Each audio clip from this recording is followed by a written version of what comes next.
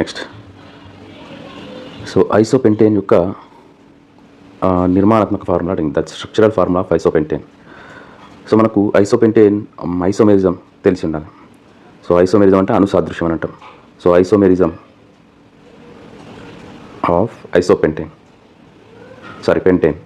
So pentane యొక్క isomerism తెలిసి ఉంటే మనకు ఈ క్వశ్చన్ ఆన్సర్ చేయొచ్చు. సో జనరల్గా మనకు ఫస్ట్ పెంటేన్ అంటే ఏంటి, 5 కార్బన్స్ ఉండాలి కదా. సో దీన్ని మనం పెంటేన్ ఇలా రాస్తాం చూడండి, CH3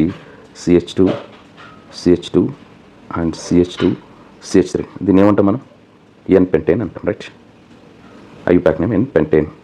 నెక్స్ట్ ఇంకోటి ఏంటి, ఒకవేళ ఇదే పెంటేన్ కనుక ఇలా CH3 CH2 CH3 మనకు ఒక మిథైల్ గ్రూప్, ఒక మిథైల్ బ్రాంచ్ ఉంటే కనుక దీన్ని ఏమంటాం మనం, ఒక మిథైల్ బ్రాంచ్ ఉంటే ఇది మిథైల్. సో మిథైల్ బ్రాంచ్ ఉంటే దీన్ని ఐసోపెంటేన్ అని అంటాం.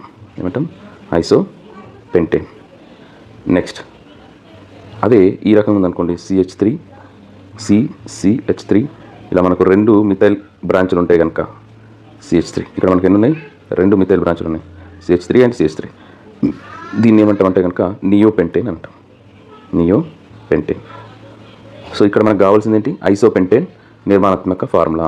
సో ఇలా మనకు 4 కార్బన్లు చైన్ ఉండాలి, ఇక్కడ మిథైల్ బ్రాంచ్ ఉంది. సో దీన్ని ఏమంటామంటే ఐసోపెంటేన్. ఒక బ్రాంచ్ ఒకటే ఉండాలి మిథైల్ బ్రాంచ్ అనేది. సో ఇది ఐసోపెంటేన్ అంటే ఇది. సో దీని యొక్క జనరల్గా మనకు ఇలా ఎన్ని ఉంటాయి, C5H12 ఇలా ఉంటుంది దీని యొక్క స్ట్రక్చర్ ఫార్ములా, C5H12. అన్నింట్లలో మనకు C5H12 ఉంది. సో అడిగింది ఎన్ పెంటేన్ కాబట్టి, ఐసోపెంటేన్ కాబట్టి ఇది ఐసోపెంటేన్. నెక్స్ట్ 4th ఆప్షన్ మనకు కీలో సెకండ్ ఆప్షన్ ఇచ్చిండు. సో సెకండ్ ఆప్షన్ ఎలాగో ఇది రైటే, ఐసోమెరిజం ఆఫ్ పెంటేన్. కానీ ఒకసారి 4th ఆప్షన్ కూడా చూడండి, ఇది కూడా సిమిలర్గానే ఉంది. So CH3 CH2 and CH3 ఉంది. ఈ చైన్ తీసుకుంటే కనుక సో ఒకటి CH3 ఉంది. సో ఇది కూడా ఆప్షన్ రైట్ అయ్యే అవకాశాలు ఉంది. కానీ ఫైనల్ కీలో కూడా ఆప్షన్ 2 ఇవ్వడం జరిగింది. ఒకసారి దీన్ని అబ్జర్వ్ చేయగలరు.